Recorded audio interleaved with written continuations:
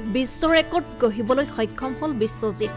ভৰিৰে ছবি আঁকি বিশ্ব ৰেকৰ্ডত নাম অন্তৰ্ভুক্ত বিশ্বজিৎ সোণোৱালৰ। ৰং আৰু ধূলিৰে সাহিত্যৰথী লক্ষ্মীনাথ বেজবৰুৱাৰ এখন ছবি ভৰিৰে অংকন কৰিছিল বিশ্বজিতে। একান্ত ইচ্ছা আৰু আগ্ৰহৰ ভিত্তিত অংকনৰ সাধনা কৰিছিল বিশ্বজিৎ সোণোৱালে। ৱেব ৱৰ্ল্ড ৰেকৰ্ডছ নামৰ সংস্থাটোৱে অনলাইন যোগে যুৱকজনৰ পাৰদৰ্শিতা আৰু প্ৰতিভা সন্দৰ্ভত এক সাক্ষাৎকাৰ গ্ৰহণ কৰে।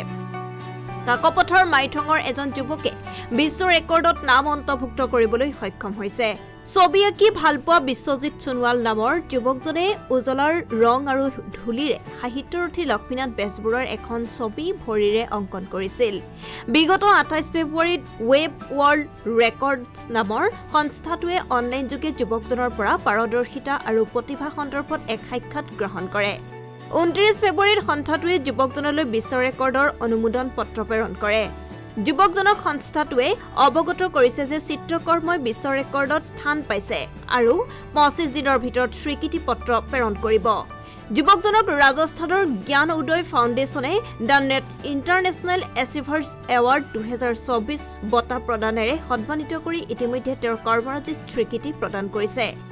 একান্ত ইচ্ছা আৰু আগ্ৰহৰ ভিত্তিত অংকনৰ সাধনা কৰা বিশ্বজিৎ সোণোৱালে চিত্ৰাংকনৰ কোনো আনুষ্ঠানিক শিক্ষা লোৱা নাছিল।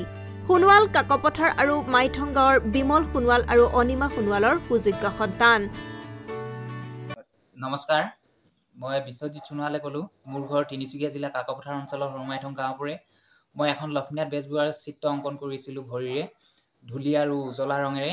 এই চিত্ৰখন ২৮ ফেব্ৰুৱাৰী তাৰিখে এটা ৱৰ্ল্ড ৰেকৰ্ড গঢ়িবলৈ সক্ষম হৈছিলে।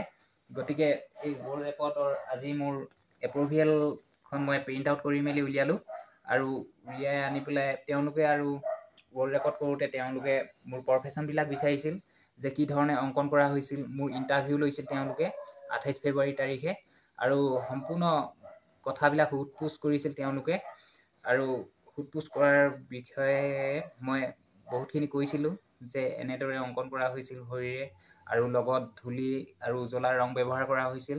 এইবিলাক প্ৰফেশ্যনবিলাক সম্পূৰ্ণ তথ্যবিলাক দিলোঁ।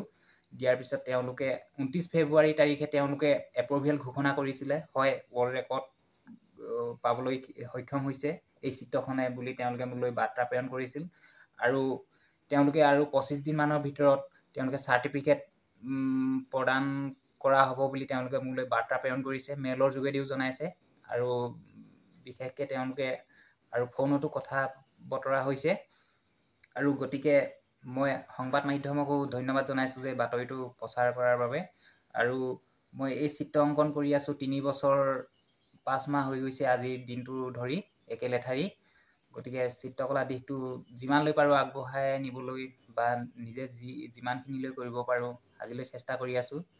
গতিকে ধন্যবাদ। Bureau report, news now.